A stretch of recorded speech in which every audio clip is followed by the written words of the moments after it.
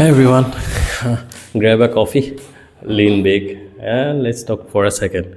So, I was just scrolling through the new specs of the new BMW iX3 Neue Klasse.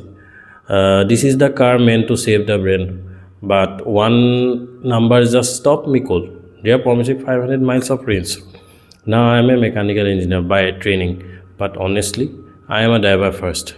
I have spent more than 10 years behind the wheels of everything from compacts to heavy SUVs, and I know the feeling of watching your range estimate vanish the moment you hit the highway, right?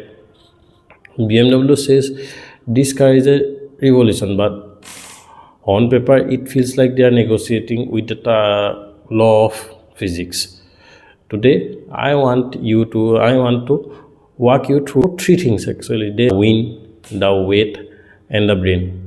Let's start with one thing. No software can ever fix the shape of a car, right? You know the feeling when you are driving a tall SUV on a windy day. You can feel the car working harder. BMW says this car has a great drag coefficient, but here is the secret: CD is just the shape. What really matters is CDA, the total face of the car that shows the wind. Because the iX3 is tall and wide, it has to punch through a massive hole through the air, right?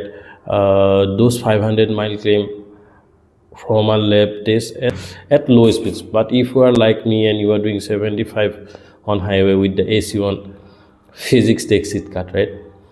Based on the math, I would expect 25 to 30% drop on the highway. You aren't buying a 500-mile cruiser. You are buying a 350 or 400-mile realty. To get that range, BMW is using a massive 108.7 kilowatt battery pack. Using the data on their new Gen6s, that pack alone weighed roughly around 630 kilogram. Think about the last time you had a car full of adults and heavy luggage. You feel it in the corners, right? The car is feels more lazy when, well, that's the permanent state of this car. Every time you want to turn or stop, you are fighting that mass. It puts a huge strain on your brakes and your tires. You might find yourself at tire shop way sooner than you expected.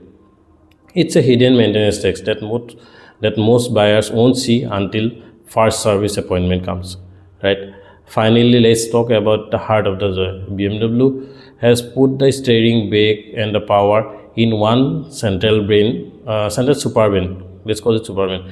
It makes the car react 10 times faster, which sounds like sheer driving pleasure, right? But as someone who likes to know if there is a backup plan, I have to ask, what if the ship glitches? The brain also runs a skin that spans your entire windshield. It looks like a spaceship, but as a driver, I wonder, is it too much?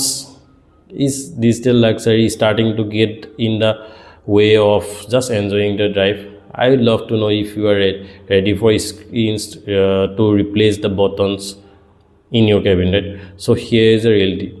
The iX3 is a bold step, but 500 miles is a lab ideal and not a highway reality. I want to hear from you. Would you take that 630 kg weight penalty just to have a SUV look, or would you prefer a light, efficient sedan? Drop a comment below. I am reading all of them. Hit the subscribe button if for more honest deep dives, and I will see you in the next one. Thank you.